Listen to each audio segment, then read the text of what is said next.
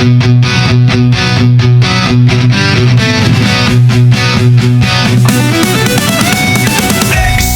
dost, success ka host.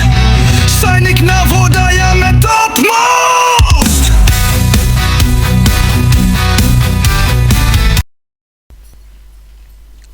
Starting with the topic, the beginnings of Indian civilization. Basically, we will speak about the Indus Valley civilization. One question can come from this topic. The most ancient civilization of India, known variously as Harappan, Indus, or Indus Saraswati civilization, was indeed remarkable in many ways.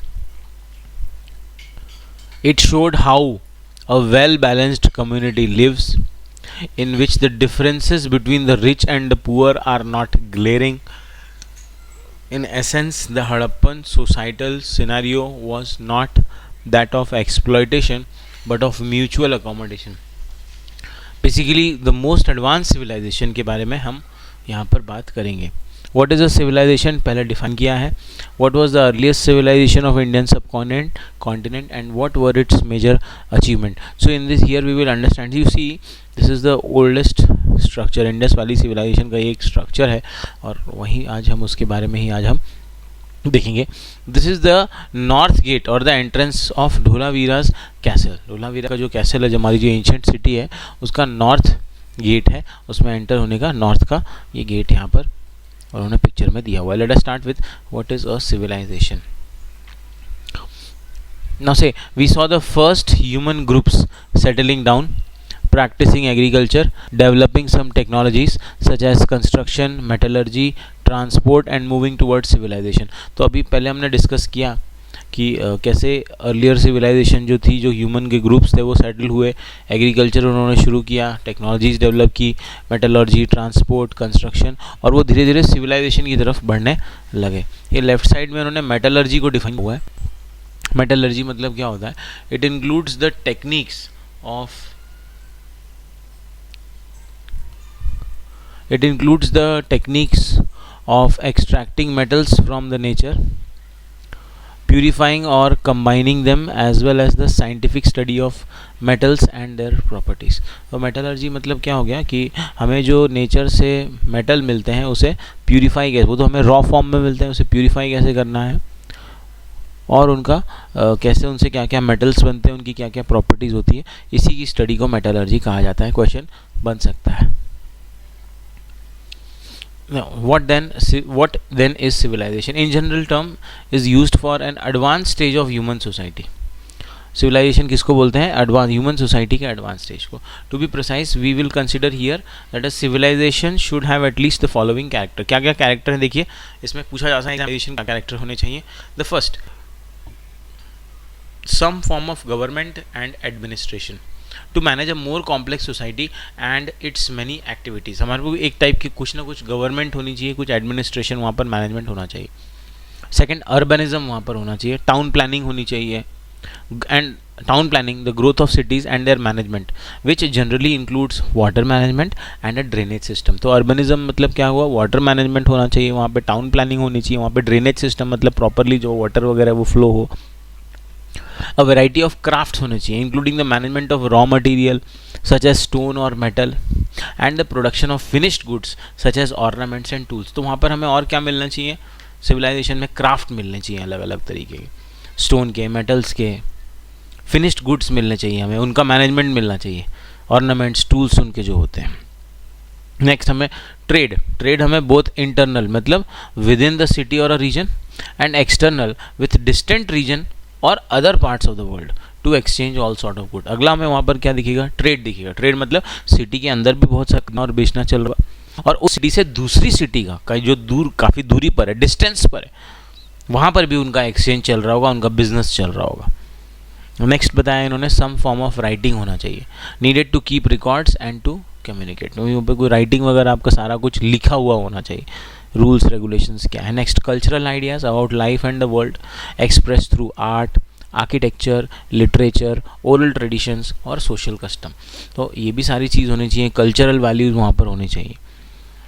Art अलग अलग होने चाहिए, अलग अलग architecture होने चाहिए, अलग अलग तरह के लिटरेचर होनी चाहिए, कई कस्टम्स होने चाहिए, और productive agriculture should be there enough to feed not just the village but also the cities. वहाँ पर इतना एग्रीकल्चर होना चाहिए जो कि सिर्फ विलेजेस के लिए नहीं, पूरी की पूरी सिटी के लिए प्रॉपर हो। तो ये काफ़ी द लिस्ट ऑफ पॉइंट्स यहाँ पर दिए हैं which is important for the civilization, that is very important.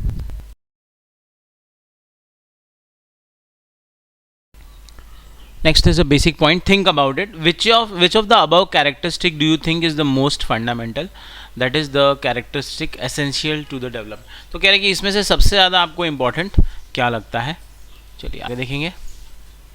Let us explore. For each characteristic in the list above, can you make a list of profession or occupation that might exist in such a society? इसमें तो question का कोई point यहाँ नहीं दिख रहा है. It is easy enough to see that all these characteristics are present in most societies in the world today. तो ये आज जितनी भी society है उसमें ये सारे characteristic हमें देखने को मिलते हैं.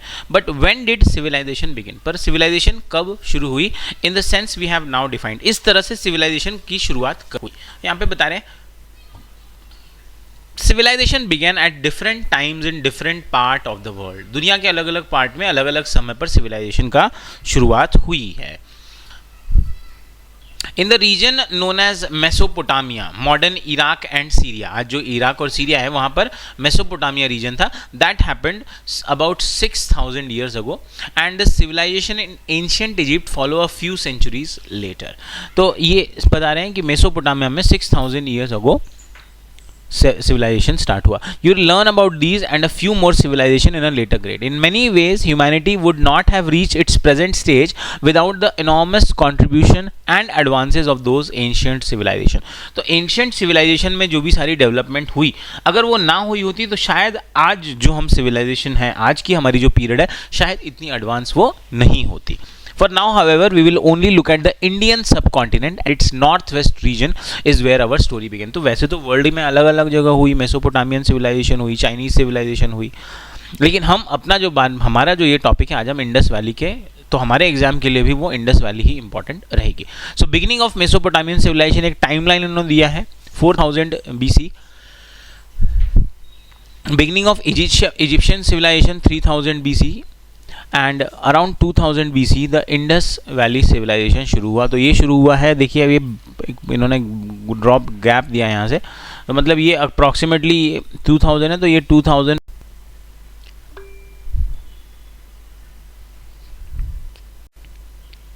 So talking about other cities like Lothal is in Gujarat, they were discovered and some of them are excavated, मतलब उसको खोद कर निकाला है हमने, तब हमें उसके ज़मीन के अंदर से मिले हैं इनके रिमेन्स.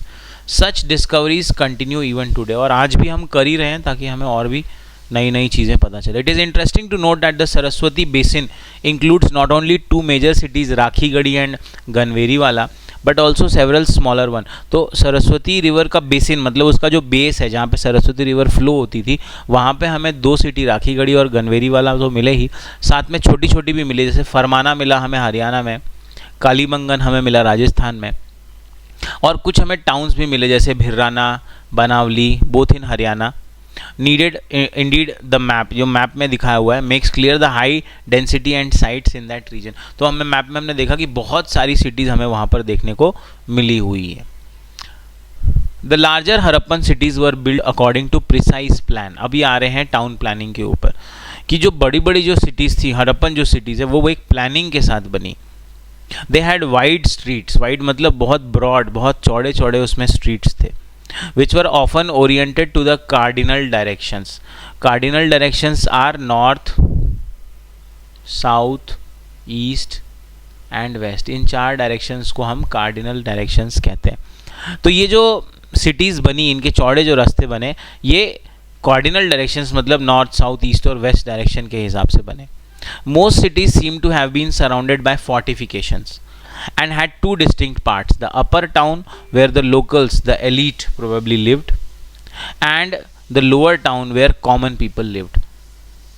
Fortification को यहाँ पर define किया. Fortification मतलब किलाबंदी होती है, a massive wall surrounding a settlement or a city, generally for protective purpose. हमने देखा है कि ओल्ड सिटीज़ के चारों तरफ क्या करते थे, बहुत बड़ी दीवार बना देते थे ताकि सिक्योरिटी के लिए, ताकि कोई अटैक वगैरह वहाँ पर ना हो. अच्छा, यहाँ पर बताएं कि इन सिटीज़ में दो पार्ट्स होते थे. अपर टाउन होता था जहाँ पर रिच लोग रहते थे, एलिट. एलिट को डिफाइन किया है here the word refers to the higher layers of society such as rulers, officials, administrators and often priest. तो ये इस तरह के लोग एलिट माने जाते थे और वो अपर टाउन में रहते थे, और बाकी के जो लोग थे वो कॉमन लोग वो लोअर टाउन में रहते थे. Some large buildings seem to have been used for collective purposes. कुछ बड़ी बिल्डिंग्स थी जो कलेक्शन के लिए रखी जाती थी. क्या देखिए, for instance warehouses where goods to be transported were store. पहले तो उसमें वेयर हाउसेज बने हुए थे जहाँ पर ऐसा सामान जिसका ट्रांसपोर्ट करना है वो रखा जाता था, स्टोर किया जाता था. Individual houses of various sizes lined the streets and smaller lens. और अलग अलग घर बने हुए थे, अलग अलग साइज़ के घर बने हुए थे. पतले छोटे छोटे लेन्स भी वहाँ पर बनी थी, गलियाँ बनी हुई थी. Interestingly the quality of construction was the same for small and big houses. All those buildings were generally made of BRICS. और जितने भी घर बने हुए हैं वो सारे ब्रिक्स के, ईंटों के बने हुए हैं. The purpose of some of the structures remains a matter of debate. कुछ ऐसे भी स्ट्रक्चर थे जो आज तक समझ में ठीक से नहीं आया है कि वो क्या उनका यूज़ था. This is the case of the famous great bath in Mohenjodaro. एक ऐसा ही एक स्ट्रक्चर था, ग्रेट बाथ, मोहनजोदारो में था वो. It is a small but elaborate tank which measured 12 into 7 metres. Length और ब्रेथ बताई हुई है. क्वेश्चन पूछा जा सकता है क्योंकि टेक्स्ट बुक में दिया है तो पूछा जा सकता है कि भाई जो ग्रेट बाथ थी उसकी क्या डायमेंशंस थी. तो 12 मीटर इंटू 7 मतलब लेंथ 12 और ब्रेथ उसकी 7 metre. And had waterproofing material उसमें लगा. वाटर प्रूफिंग मतलब जिसमें पानी ना आ सके, जिसमें पानी बाहर नहीं निकले, जैसा स्विमिंग पूल में होता है. Such as natural bitumen. तो ये भी एक क्वेश्चन पूछा जा सकता है कि भाई पहले वाटर प्रूफिंग के लिए क्या यूज़ किया जाता था. बिटुमेन यूज़ किया जाता था. बिटुमेन क्या है? Bitumen is a form of tar. Tar का एक फॉर्म है. Applied on top carefully laid out bricks. तो ये टैंक हमें ग्रेट बाथ बताया मिला है और इसमें इन्होंने वाटर प्रूफिंग की हुई है. So moving further about how the non communicable diseases are caused. We have learned that the non communicable diseases like cancer, diabetes and asthma, these are linked to lifestyle, diet and environment. These are the most common cause of death in India. In earlier grades we have discussed like diseases like scurvy, anemia, goiter. These are the deficiency diseases. These are the diseases which are caused by lack of specific nutrients in the diet. They are called deficiency diseases and also non-communicable. Diseases such as cancer, diabetes, asthma may often persist for a long time, more than 3 months, and are referred to as chronic diseases. So the diseases which are there for longer period, they are also called chronic diseases. Diabetes is a common disease which is becoming more prevalent in adults as well as children. In fact, India now has one of the highest number of people with diabetes in the world. Question बन सकता है, and among which of the following India is highest in the world? Answer is diabetes. It often develops due to a combination of hormonal imbalances, unhealthy eating habits, lack of physical activity, being overweight or obese, and other reasons. Let us discuss through a chart about more about these diseases and their control. Find out 3 common lifestyle related diseases survey में है in your neighborhood. Talk to a doctor, nurse or health worker or even a family member who knows about health and what kind of lifestyle changes can help prevent or manage these diseases. You can also consult trusted health websites, books, teachers and doctors. Let us start with some. First इन्होंने obesity बताया है. Obesity के लिए ठीक करने के लिए eating a balanced diet and exercising regularly. Diabetes के सिम्टम्स दिए हैं तो पूछ सकते हैं. Frequent urination, excessive thirst, weight loss, tiredness, slow healing. And then there are, जो नहीं दिया है चार्ट में वो शायद ना पूछे जाएं. तो बेसिक चार्ट है नॉन कम्युनिकेबल डिजीजेस के. Next is be a scientist. Doctor Kamal Ranadive 1917 to 2000 was a pioneering biomedical researcher. She studied how hormones and certain viruses are linked to cancer, helping improve its treatment and prevention. Her work also showed how tobacco, diet and pollution can raise the risk of cancer highlighting the importance of a healthy lifestyle. Question बन सकता है, how to prevent and control diseases. You might have heard the phrase prevention is better than cure. It is important to protect ourselves from both communicable and non-communicable diseases. Activity Odisha community led sanitation campaign. In Bhadrak district Odisha, a community sanitation campaign helped more people build and use toilets. This reduced the open defecation significantly and improved child health with fewer cases of diarrhea and infection. तो एक example दिया है जहाँ पर लोगों ने toilets को बनाया और यूज़ किया तो ये डायरिया और अदर इन्फेक्शंस जो थे थोड़े कम हो गए. What do we infer from this? Simple steps like good sanitation can greatly reduce the spread of communicable diseases. तो अपने लोकेशन में भी ये ढूंढने के लिए बात कर रहे हैं sir. Further they say ability of the body to fight diseases. Now you would have noticed that some people get sick more frequently than others, although living in a similar environment. Do you know why? This is because the natural ability of our body to fight diseases is known as immunity. Immunity की definition यहाँ है. Question बन सकता है, what is the natural ability to fight diseases? It is called immunity. Our body has a special system called the immune system that helps fight against diseases. और हमारी body में जो इम्यून सिस्टम है वो diseases के against, किसी भी infection के अगेंस्ट फाइट करती है. You might have taken some drops or injections in your childhood to protect yourself from certain diseases such as polio, measles, tetanus, hepatitis. और बचपन में ज़रूर हम सभी ने या तो ड्रॉप्स लिए हैं या तो इंजेक्शंस लिए हैं for such. These all are viral diseases. Polio है, मीजल है, टिटनस है, बैक्टीरियल डिजीज है, हेपेटाइटिस है. These are vaccines that help prevent serious infections caused by virus and bacteria. Now, this is the process of how a vaccine will help. What is the mechanism of vaccine? A vaccine helps our body fight certain diseases by training the immune system. Vaccine कैसे fight करता है? हमारे immune system को train करता है to recognize and attack harmful germs, providing what is known as acquired immunity. तो इससे हमें जो मिलती है वो ट्रेनिंग से acquired immunity मिलती है. Protection developed after exposure to a pathogen or a vaccine. Vaccine can be made in different ways, from weakened or dead pathogens like virus or bacteria, or from inactive or harmless parts of the pathogen. Question बन सकता है vaccine हम कैसे बनाते हैं. तो vaccine पहला हम वीकेंड या और डेड पैथोजन से, जैसे वीक वायरस की बहुत कम क्वांटिटी या बैक्टीरिया की बहुत कम क्वांटिटी या डेड क्वांटिटी को लेकर ये हम बॉडी में इंजेक्ट कर देते हैं. फिर हमारी बॉडी इसके अगेंस्ट फाइट कर लेती है और रेडी हो जाती है कि नेक्स्ट टाइम अगर ऐसी बैक्टीरिया ने अटैक किया तो क्या करना है. या फिर इनएक्टिव या हार्मलेस पार्ट्स ऑफ पैथोजन के जो इनएफेक्टिव पार्ट होते हैं, इनएक्टिव पार्ट या हार्मलेस पार्ट होते हैं, उससे भी हम वैक्सीन बना सकते हैं. Some newer vaccines instruct our body cells. अभी कुछ नई भी वैक्सीन्स आई हैं, वो हमारी बॉडी सेल्स को इंस्ट्रक्ट करती हैं harmless the germ which our immune system then learns to fight. तो कुछ अभी ऐसी भी वैक्सीन आ गई हैं जो पैथोजन या जर्म के हार्मलेस पार्ट को बना देती है, और जैसे ये जर्म के हार्मलेस पार्ट को बनाती है हमारा इम्यून सिस्टम इससे लड़ने के लिए रेडी हो जाता है. For example, a tetanus shot often given after a injury protect against infection by the tetanus causing bacteria.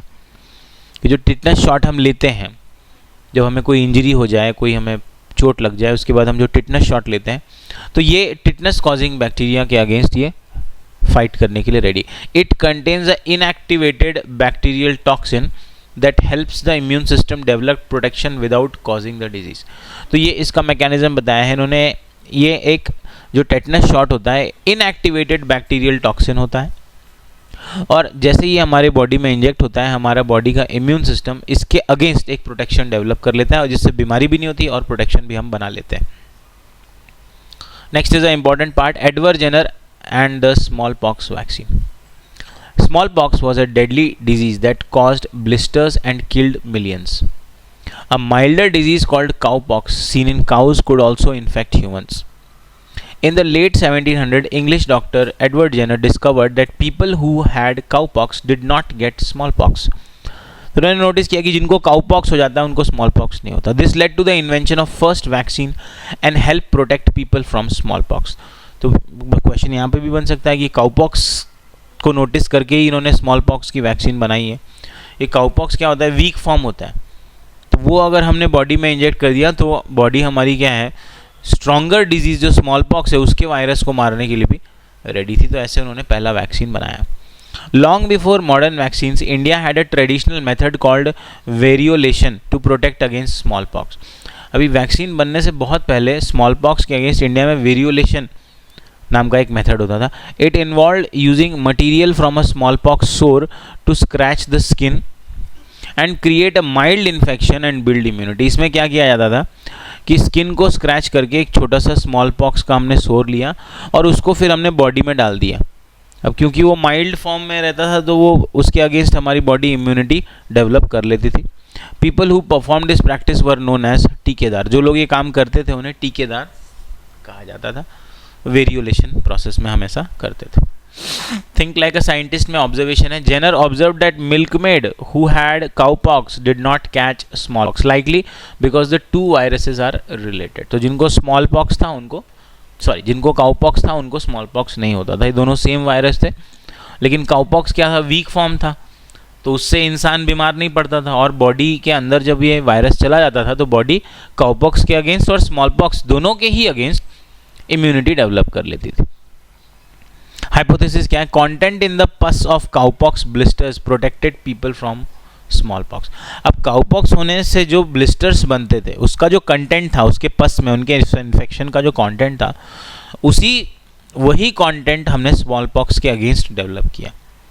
He tested this by injecting cowpox sap into a boy who later showed no illness when exposed to smallpox. तो उसने क्या किया कि एक cowpox जिसको हुआ था, cowpox का जो सैप उसने लिया और एक बॉय को लगा दिया और बाद में उस बॉय को स्मॉल पॉक्स नहीं हुआ।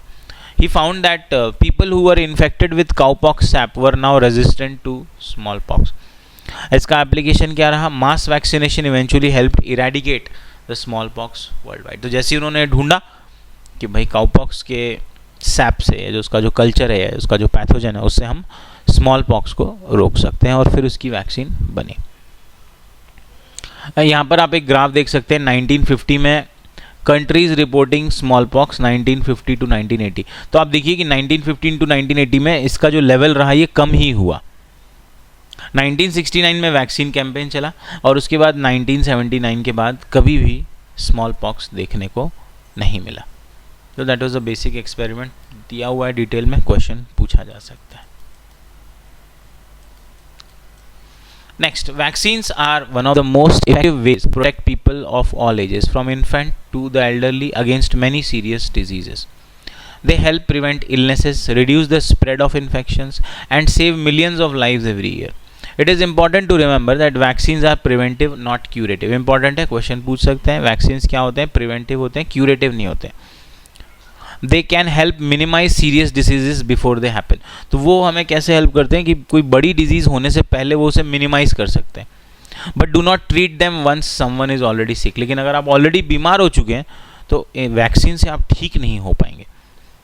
वैक्सीन उस चीज़ को कम करने का काम करेगी, ठीक करने का काम नहीं करेगी, उसे प्रिवेंट करेगी, पूरी तरह आपको ठीक नहीं करेगी। यहाँ पर एक छोटा सा पॉइंट है, क्वेश्चन बन सकता है। अगर आप ऑलरेडी सिक हो चुके हैं तो वैक्सीन उसे ठीक नहीं कर सकती। होने से पहले अगर आपने लिया तो उसे वो ठीक कर देगी। सम पीपल में फियर और doubt vaccines, but scientist and doctors carefully test them for safety. Getting vaccinated not only protects you but also the people around you. आप वैक्सीन लेते हैं तो आपके साथ साथ आपके आसपास के लोगों को भी वो डिजीज़ होने का खतरा नहीं है। Make in India vaccine for the world. यहाँ पर एक छोटा सा पॉइंट रहेगा, 24 crore doses supply to over 100 countries under vaccine making. वो वैक्सीन उन्होंने बनाया और इतने अलग अलग कंट्रीज में। India's role in vaccine production. India is one of the world's largest vaccine producers. It manufactures vaccine on a massive scale and supplies them to many countries. Indian vaccine companies played a key role during the COVID-19 pandemic and continue to support the global health effort. वैसे question बनने लायक तो कुछ नहीं है, लेकिन ये बन सकता है कि who is the largest vaccine producer. तो इंडिया इज, बट वो वन ऑफ द है, ओनली नहीं है, तो भी शायद क्वेश्चन के चांसेस कम रहेंगे। बी ए साइंटिस्ट में बात करें, doctor Maharaj Kishan Bhan. He was a well known Indian doctor and scientist. As a secretary to the department of biotechnology, he help promote science and innovation in India. He played a key role in developing the rotavirus vaccine which protects children from diarrhea. तो ये question बन सकता है, rotavirus vaccine किसने बनाया था? Doctor Maharaj Kishan भान ने।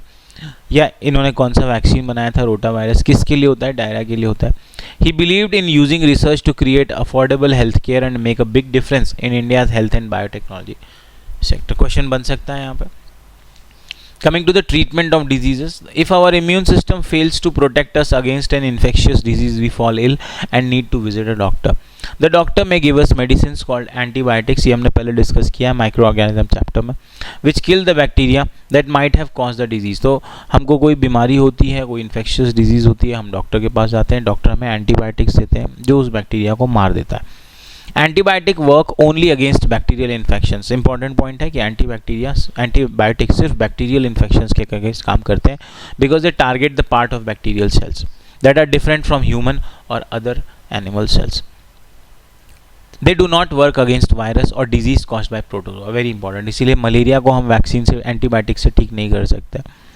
वायरस की जितनी डिजीजेज हैं हम एंटीबायोटिक से ठीक नहीं कर सकते। क्यों? क्योंकि एंटीबायोटिक बैक्टीरियल सेल्स को ही टारगेट करती हैं और उन सेल्स को जो ह्यूमन या अदर एनिमल सेल से अलग है। तो क्वेश्चन बन सकता है यहाँ पे कि एंटीबायोटिक्स किस बीमारी में एंटीबायोटिक्स आप नहीं दे सकते? तो आप वायरस या प्रोटोजोआ से रिलेटेड बीमारी में एंटीबायोटिक्स नहीं दे सकते, हम फंगाई में भी नहीं दे सकते, हम सिर्फ बैक्टीरिया रिलेटेड ही दे सकते हैं antibiotics. Think like a scientist में next penicillin was discovered by Alexander Fleming 1928। Year दिया है, पूछा जा सकता है। A bacteriologist from London, while studying harmful bacteria, he noticed that a mold on a discarded petri dish stopped the bacteria from growing. तो old NCERT में इसे बहुत डिटेल में बताया हुआ था, एक लंबा एक्सपेरिमेंट किया हुआ था।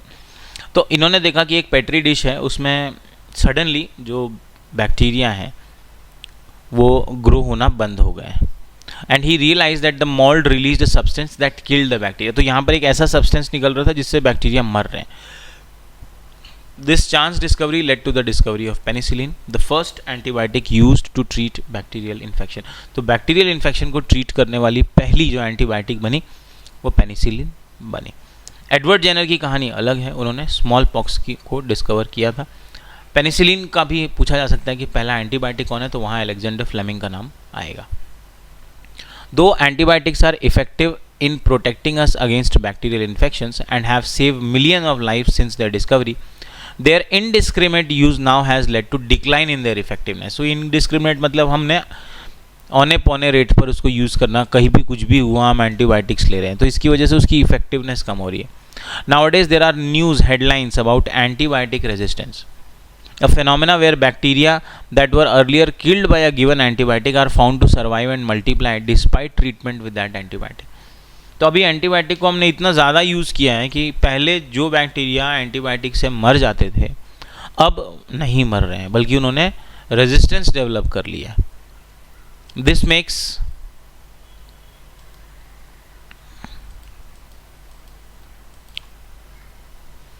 Makes common infections harder to treat and increase the risk of complications, prolonged illness and even death. तो इसकी वजह से वो जो बीमारियां हो रही हैं उससे डेथ के भी केसेस हमें देखने को मिल रहे हैं। यहाँ पर देखेंगे एक छोटे से पिक्चर में उन्होंने एक्सप्लेन किया हुआ है antibiotic resistance spread in the community. इससे एंटीबायोटिक रेजिस्टेंस कम्युनिटी में फैल रहा है। ये antibiotic taking antibiotics when they are not required, development of resistance of bacteria in the animals. तो अगर आप बिना ज़रूरत के एंटीबायोटिक्स लोगे तो ये एनिमल्स हैं, एनिमल से हम क्या क्या लेते हैं, उनके कई सारे फूड प्रोडक्ट्स लेते हैं, तो ये फूड प्रोडक्ट्स फिर हम कम करते हैं। अच्छा, यहाँ पर आप देखिए कि एंटीबायोटिक्स जब चले जाएंगे, यहाँ पर they have mentioned it reaches the human digestive system through crops. It animals जो होते हैं they spread through soil in a crop field, manure, animal और फीसिस। तो ये अगर एनिमल ने एंटीबायोटिक के अगेंस्ट रेजिस्टेंस डेवलप कर लिया, फिर वो सॉइल से क्रॉप में चला गया, क्रॉप से वो हमारे डाइजेस्टिव सिस्टम में आ गया, तो यहाँ पर उन्होंने बताया that how resistant bacteria spread through plant and animal product, खाने पीने की चीज़ों से, क्रॉप से या डेयरी प्रोडक्ट से ये हमारे अंदर आ रहा है। Development of resistance in a human body, human body में कैसे इसका रेजिस्टेंस हो रहा है, how resistant bacteria spread through humans. अभी ये पर्सन है, इस पर्सन ने may have serious illness and gets care at a hospital. अब जब ये हॉस्पिटल जाएगा he will spread directly to the other patients and health care workers and spread in the hospital through dirty surface, तो वो hospital के through ये फैल सकता है। पेशेंट जब घर जाएगा तो वापस उसकी फैमिली में ये चीज़ें फैलेंगी। तो ये एनिमल्स और एनिमल्स के थ्रू भी ये एंटीबायोटिक रेजिस्टेंस सोसाइटी में फैल सकता है, कम्युनिटी में फैल सकता है, या किसी पर्सन के थ्रू भी ये एंटीबायोटिक रेजिस्टेंस, ऐसी बैक्टीरियाज जिसने डेवलप कर लिया है रेजिस्टेंस, उसके थ्रू भी ये चीज़ फैल सकती है, is what he they are trying to explain here. अब इस पर क्वेश्चन बन सकता है that how the antibiotic resistance is spread in the community, तो थोड़ा सा इसमें आप ध्यान रखिए। आगे ये बात कर रहे हैं, let us infer study the infographic given how what do you think the antibiotic resistance had been developed in bacterial pathogen, what precautions may have taken to reduce the antibiotic resistance। तो ये antibiotic resistance जो बन गया है उसके बारे में चल रही पॉइंट ये बता रहे हैं कि to tackle the problem of antibiotics wisely, antibiotic को वाइजली यूज़ करना ज़रूरी है, only when prescribed by a doctor in the correct dose and for the right duration. Avoiding unnecessary use helps prevent the rise of resistance bacteria and keep antibiotic effective for future generation। तो अगर आप unnecessary use उसका बंद कर देंगे तो ये जो रेजिस्टेंट बैक्टीरिया हैं ये ज़्यादा डेवलप नहीं होंगे और एंटीबायोटिक इफेक्टिव भी रहेगी अभी के लिए भी और आगे के लिए भी। Traditional medicine system like Ayurveda, Siddha and Unani have been used in India for many years to manage common health problems. They use natural substances like herbs, oils,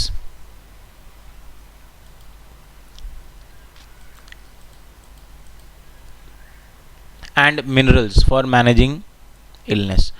तो जो हमारा एंशियंट आयुर्वेदा है वो ऑयल्स और हर्ब्स को और minerals को use करता है for managing the illness and promoting recovery. It focuses on a healthy lifestyle and balanced diet. While these systems can help with some conditions and are useful for everyday well-being, they may not be effective for all diseases and at all stage। कह रहा है कि ये वैसे तो जो Ayurvedic system था, यूनानी सिस्टम था, सिद्धा सिस्टम था, वैसे तो कई केसेस में हेल्प करता है, कभी कभी ऐसा भी होता है कि ये उतना ज़्यादा इफेक्टिव नहीं हो पाता है। Therapies for non communicable diseases focus on managing symptoms and improving quality of life through medication. और नॉन कम्युनिकेबल डिजीज़ को हम कैसे कंट्रोल कर सकते हैं, कैसे हम उस पर डील कर सकते हैं, बाय सिम्टम्स को मैनेज कर सकते हैं, हम क्वालिटी ऑफ लाइफ बेटर कर सकते हैं, मेडिकेशन भी इसमें कर सकते हैं, lifestyle changes are more important, rehabilitation is important. Early diagnosis and continuous care is a key to control the disease progression and prevent complication। तो वही बता रहे हैं कि अगर एस्थमा है या डायबिटीज़ है या कैंसर है तो इनका अर्ली डायग्नोसिस होना ज़रूरी है। अगर आपने इसको पहले ही आइडेंटिफाई कर लिया तो फिर आपको ये प्रॉब्लम इसमें नहीं आएगी। Snapshot is the revision, so this chapter here is complete. इससे एक क्वेश्चन आपको ज़रूर आएगा। यहाँ पर हम देख लेते हैं development of resistance. First figure में इन्होंने how bacteria became resistant to antibiotics. सबसे पहले इन्होंने बताया a few microbes develop resistant to antibiotics. तो सभी बैक्टीरिया में से ये एक देख सकते हो कि एक ने रेजिस्टेंस डेवलप कर लिया कि अब इस पे एंटीबायोटिक का कोई असर नहीं होगा। When bacteria causing illness, they also kill good bacteria, protecting the body from infection। जब एंटीबायोटिक्स बैक्टीरिया को मारते हैं तो वो हमारी बॉडी में प्रेजेंट गुड बैक्टीरिया हैं जो हमारी बॉडी को प्रोटेक्ट करते हैं, उन्हें भी मार देते हैं। The antibiotic resistance bacteria grow and take over. अभी धीरे धीरे क्या होगा, ये जो एक रेड बैक्टीरिया है जो रेजिस्टेंट बैक्टीरिया, अब ये मल्टीप्लाई होगा, मल्टीप्लाई होकर इसका नंबर बढ़ेगा। अब देखिए आप सिर्फ रेड ही हो गए and they all are resistant bacteria, क्योंकि जो नॉन रेजिस्टेंट थे उसको एंटीबायोटिक ने मार दिया और अब सिर्फ रेजिस्टेंट बैक्टीरिया बढ़ रहे हैं, क्योंकि रेजिस्टेंट बैक्टीरिया जो एक था इसे नहीं मार पाएगा, ये ग्रीन वालों को वो मार देगा। अब ग्रीन वालों को वो मार देगा, रेड को नहीं मारेगा, तो इसका मतलब अब जो मल्टीप्लाई होंगे वो सिर्फ रेड मतलब रेजिस्टेंट बैक्टीरिया हैं।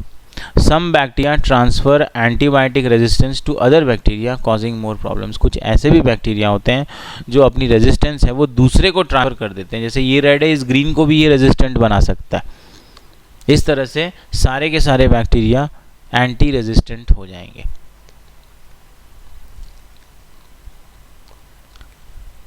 I need anti for my mother, she has a sore throat and a fever. यहाँ पर एक बात है, you must get a prescription from a doctor. यहाँ पर बताया, are you giving antibiotics to your cattle, not using any antibiotics. No, do not give antibiotic injection to your cattle and develop antibiotic resistance otherwise।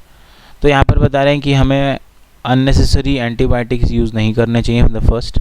Second में animals को भी हमें unnecessary antibiotics नहीं देने चाहिए। They can develop they have their own mechanism to develop the immunity. तो यहाँ पर बताया the development of antibiotic resistant bacteria and preventive measures. तो अगर अननेसेसरी आप यूज़ करेंगे तो जो एंटीबायोटिक रेजिस्टेंस बैक्टीरिया हैं वो बढ़ेंगे, और प्रिवेंट करने के लिए एनिमल्स को आप मत दीजिए, और उनको आप अगर कोई बीमारी है तो आप उनका खुद डेवलप होने दीजिए, rather than you should not give them any kind of antibiotics. That is the last part of the session. इससे एक क्वेश्चन आपको एग्जाम में ज़रूर पूछा जाएगा।